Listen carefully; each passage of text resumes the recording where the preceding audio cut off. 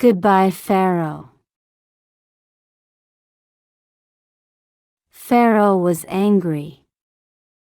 God had commanded him through Moses to let the Israelite slaves leave Egypt.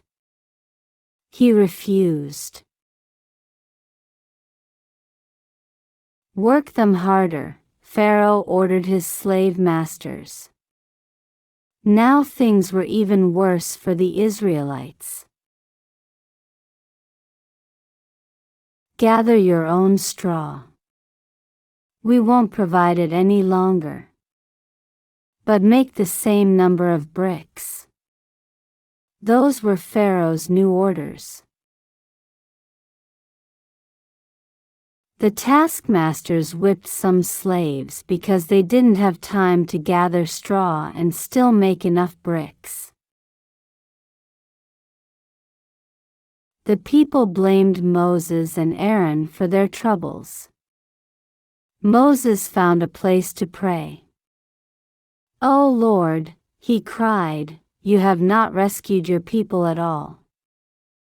I am the Lord, and I will bring you out," God answered. Then God sent Moses and Aaron back to Pharaoh. When the mighty ruler asked God's servants for a sign from God, Aaron's rod turned into a slithering snake. "Call my magicians," Pharaoh roared. When the Egyptian magicians threw down their rods, each rod became a snake also. But Aaron's rod swallowed the others. Still, Pharaoh refused to let the people go. Next morning, Moses and Aaron met Pharaoh at the river. When Aaron held out his rod, God turned the water into blood. Fish died. People couldn't drink it. But Pharaoh hardened his heart. He would not let the Israelites leave Egypt. Again, Moses told Pharaoh to let God's people go. Pharaoh refused again. God sent another plague.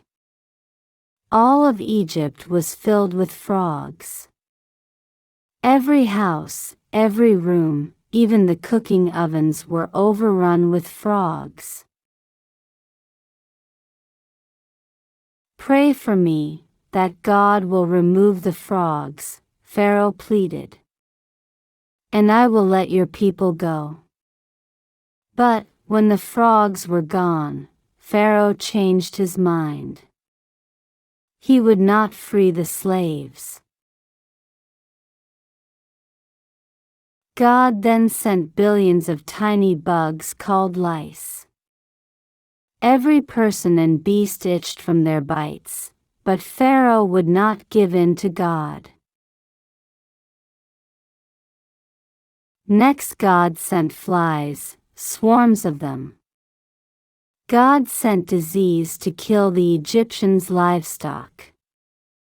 God sent painful boils. People suffered terribly. Still Pharaoh resisted God. After the plague of boils, God sent hordes of locusts.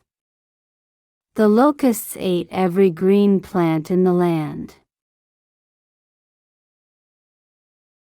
Then God sent 3 days of complete darkness. But stubborn Pharaoh would not free the Israelites. "I will send one more plague," God warned. "About midnight, all the firstborn of man and beast will die." God told the Israelites their firstborn would be saved if they placed lamb's blood on their doorposts. At midnight, a great cry arose in Egypt. Death had struck. At least one person had died in every house. "Get out," Pharaoh begged Moses. "Go, serve the Lord." Quickly, God's people marched beyond Egypt's border. God told Moses to remember the Passover night because the angel of God had passed over the Israelite homes and struck Pharaoh and his people. After 430 years in Egypt, God's people were now free. God led them in a pillar of cloud by day, and a pillar of fire by night. But Pharaoh was not finished with the Israelites. Again, he forgot God. Again, he changed his mind. Gathering his army, he went after the slaves. Soon, he had them trapped between the cliffs and the sea. "The Lord shall fight for you," Moses said.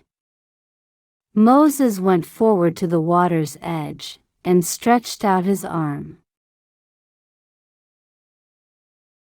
A great miracle happened. God opened a path through the water. The people crossed safely. Then Pharaoh's army galloped into the Red Sea. "Now we'll catch them," the soldiers thought. But God closed the waters. Egypt's powerful army was swallowed up. Now Pharaoh knew that Israel's God was Lord over all.